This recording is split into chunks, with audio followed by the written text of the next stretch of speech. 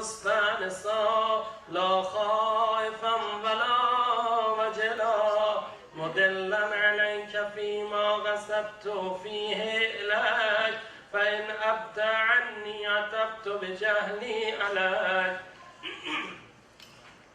ولعل الذي أبدى عني هو خير لي لعلمك بعاقبة الأمور فلم أر مولا كريما أصبر على عبد لئيم منك علي يا رب إنك تدعوني فأولي عنك وتتحبب إلي فأتبغض إليك وتتودد إلي فلا أقبل منك كأن لي التطول عليك ثم لا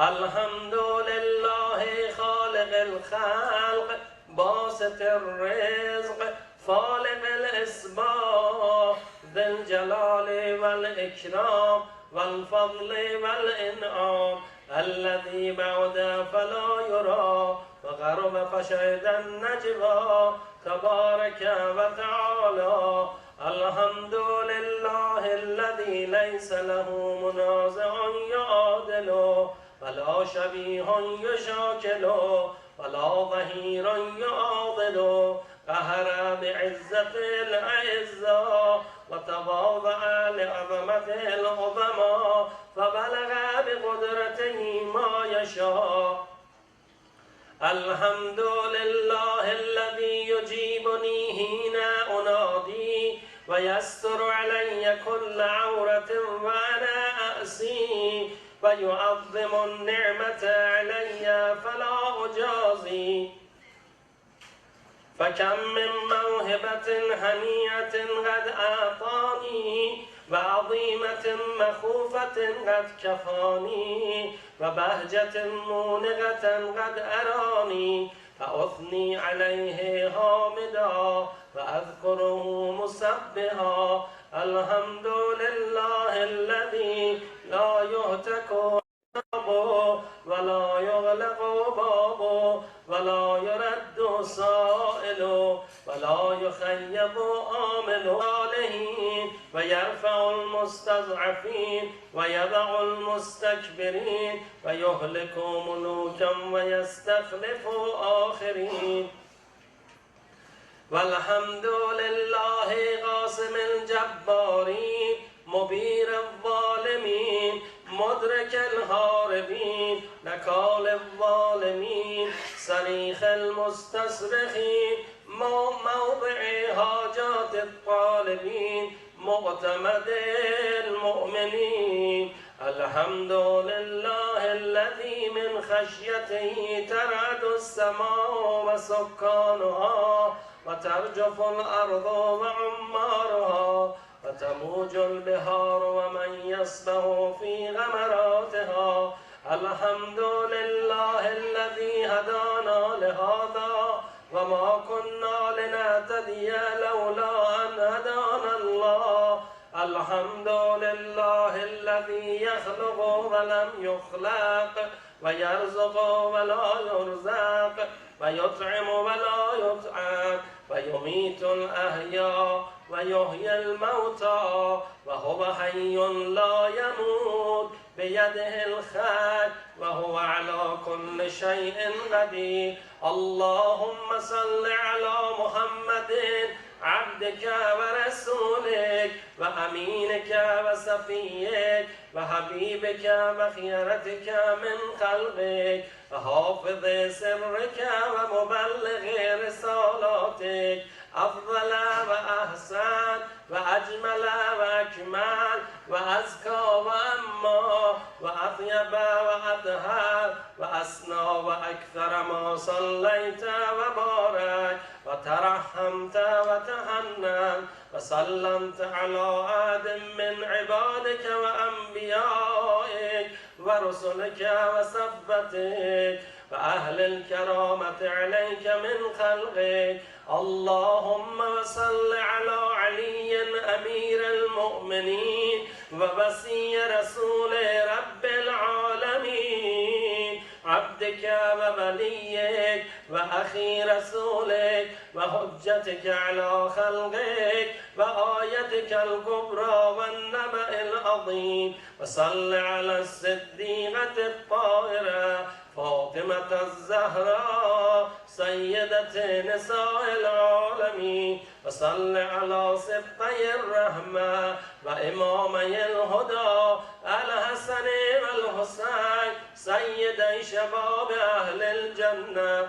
وصل على أئمة المسلمين علي بن الحسين ومحمد بن علي وجعفر بن محمد وموسى بن جعفر وعلي بن موسى ومحمد بن علي وعلي بن محمد والحسن بن علي والخلف الهادي المهدي. وجدك على عبادك وأمنائك في بلادك صلاة كثيرة دائمة. اللهم وصل على ولي أمرك القائم المؤمن والعدل المنتظر وحفه بملائكتك المقربين وأيده بروح القدس يا رب العالمين. صلوات صل على محمد. اللهم اجعله الداعي إلى كتابك والغائم بدينك، استخلفه في الأرض كما استخلفت الذين من قبله، مكن له دينه الذي ارتضيته له، أبدله من بعد خوفه أمنا يعبدك لا يشرك بك شيئا. اللهم أعزه وأعزز به وانصره وانتصر به وانصره نصرا عزيزا وافتح له فتحا يسيرا واجعل له من لدنك سلطانا نصيرا. اللهم أظهر به دينك وسنة نبيك حتى لا يستخفي بشيء من الحق مخافة أحد من الخلق.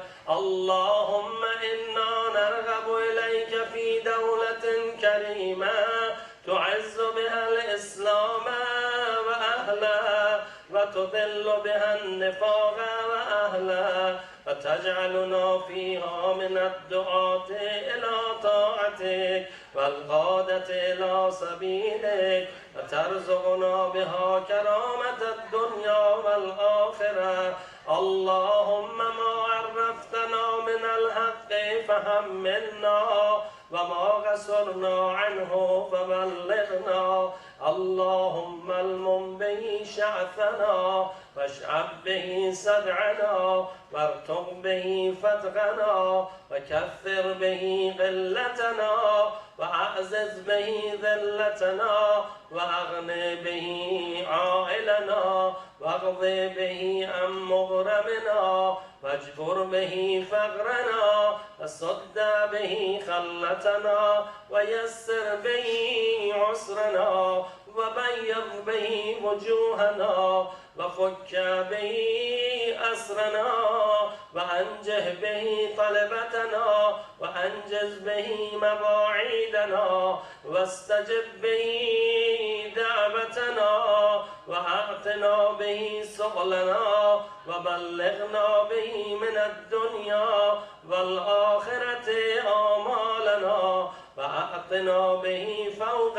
رغبتنا يا خير المسؤولين وأوسع المعطين اشف به صدورنا وأذهب به غيظ قلوبنا واهدنا به لما اختلف فيه من الحق بإذنك إنك تهدي من تشاء إلى صراط مستقيم وانصرنا به على عدوك وعدونا إله الحق آمين اللهم إنا نشكو إليك فقد نبينا صلواتك عليه وآله وغيبة ولينا وكثرة عدونا وقلة عددنا وشدة الفتن بنا وتظاهر الزمان علينا وصل على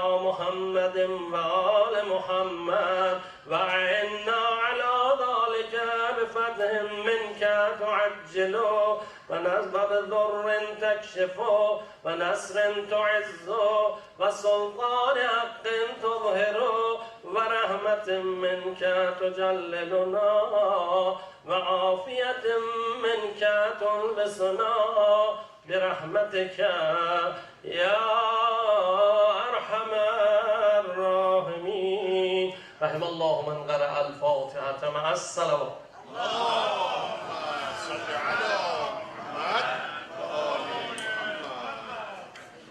أحسنتم طيب الله أحسنتم.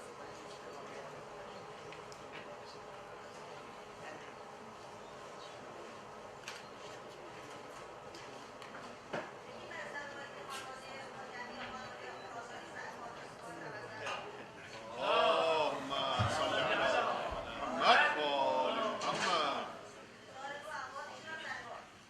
اللهم صل على محمد وآل محمد.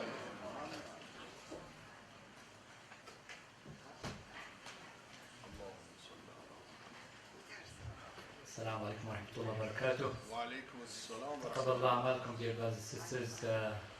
We have the podium here. We don't have to bring it back and forth because our main speaker for tonight is going to be Mr. Robert Torfe, my dear brother and friend.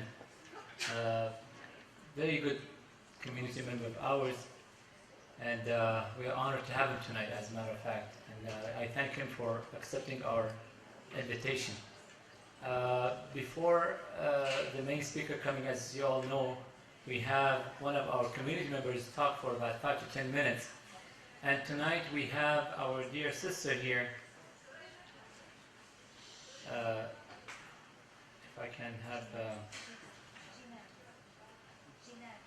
yes, Jinan. Jinan Khalifa is a partner and attorney, mediator at Alternative Divorce Solutions, and Jinan commenced her legal career in litigation. After 2 years in the litigation world, she realized she did not align with the amount of conflict involved and wanted to play a positive role in resolving people's disputes. So she did a lot of other things that I don't want to take your time, mashallah. She's a very qualified lawyer and very good community members of this center right here, as well as she was raised in the center, to be honest with you. From very childhood, she was a student in the weekend classes here, and then she grew up, she started teaching, and then she grew up now, mashallah, to become a very successful lawyer, and we're going to have her today to speak to us. But before I invite her to the podium, a couple of things. Tomorrow, for the Quranic recitation and memorization, make sure that you send your children right after the iftar to go to the office, the Imam's Center's office, and they're going to be judged and they're going to be asked. Inshallah, they're going to do very well and they will receive very good cash prizes, very good cash prizes. So please encourage your children to do that, and we have given them the information. If you want, they're outside, or if you want to come see me later on, I can give it to you, or Mr. Mushtaba. And another thing that I mentioned the other day about housekeeping. If we remove any turba or any book or any Quran or any dua book or any charger or anything like that, please, if we can return it back where we got them from, it would be really very appreciated, because it helps us a lot to do our job a little faster, so we don't have to be here for more than what you should be. Tonight's dinner and iftar was sponsored by very good community members of ours. Ame Khanum, Dr. Khojabi, and her honorable husband, Mr. Asadi, Dr. Asadi, Izadi, Dr. Izadi. And honestly, he was not feeling well, as I heard. And since tonight it was sponsored also by them, so alhamdulillah, we see, mashallah, he's here present with us. He used to come here every day in the past years. But alhamdulillah, we see him doing very well and sitting alongside with us. And another very honorable family that we are very honored to have him here as a community member, the family of Khorasani, Khanum Khorasani wa Awai Khorasani. I would like to thank all of them, and I ask Allah subhanahu wa ta'ala to bestow them all the best in this world and hereafter. I ask Allah subhanahu wa ta'ala to give them all the health, the best health, inshallah, physically and spiritually. And let's recite Surah Al-Hamd and the salawat for the deceased of these three families, please all together. صلى على محمد اللهم صل على بسم الله الرحمن الرحيم الحمد لله رب العالمين الرحمن الرحيم مالك يوم الدين إياك نعبد وإياك نستعين اهدنا الصراط المستقيم صراط الذين أنعمت عليهم غير المغضوب عليهم ولا الضالين صدق الله العلي العظيم. We have the podium here because my dear brother Torfe is going to have we're going to need the slideshow, or no, it's not slideshow, but yeah, we're going to need the screen, so that's why we put it here. So please help me out to invite our dear sister to the podium with a loud salawat, please.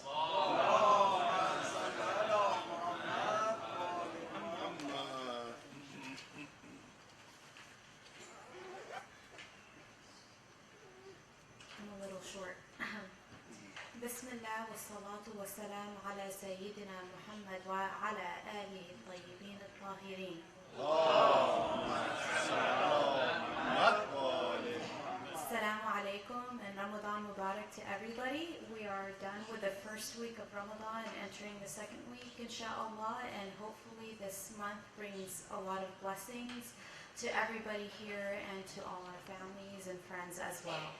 I wanted to speak today about Sayyida Khadija, salatu salam alayha. She is a foundational member to the start of our religion, to our faith. And so today commemorates, or is the remembrance of her passing. And so I thought it would be a great occasion to discuss her. But I kind of want to try to make it interactive between all of us. Because as I was doing my research about my talk, I realized that there weren't that many books or literature about her. So there were a few pieces of information that I think we all know, such as she's the Prophet ﷺ's wife, she's the mother of Fatima al-Zahra ﷺ, and she is the first woman to be a Muslim, obviously. So beyond that, there's tidbits, and I wanted to ask you guys, what else do we know about her? So can anybody tell me what else do we know about her? Yes? She was a very successful merchant. Yes. Okay, what else? From the men? She was the main financer of the whole, launch of the Islamic movement. So she was the basic founder and foundation of Islam was based on her. Yes, that's true. Anybody else? One more. Yes. She devoted all her wealth to the people. Yes. Yes, as you can see, there's a common theme. Success, wealth, businesswoman, professionalism, and that kind of takes me straight into my talk. Just give me 1 second, let me scroll down. So she was a very successful trade woman. She had the largest caravan in all of what is considered Arabia. And so much so that her caravan was like larger than all the ones of all the other merchants combined. But what was interesting about her was she was born and raised during a time that was anti-women. So women were regarded as, they weren't even regarded as humans at that time, per se socially. They were treated as objects, and they were treated as if they did not have rights, to the point where people practiced burying their daughters alive. And we all know this, we've read this, and it's one of the first things we're taught in our younger ages of history of Islam. But despite all of this, she overcame these obstacles that society naturally imposed on us. This is before the time of Islam, okay? Yes, she believed in one God, we all know that, but she overcame what the structure and the expectations that society placed on her. So she was able to become successful, she was able to become very prominent, she was able to have the respect of her fellow colleagues without giving up her dignity and her honor. And she had the nickname of Al-Tahira throughout society, even at that time. And so what I wanted us to focus on is, what does that mean to us as Muslims? How do we translate that?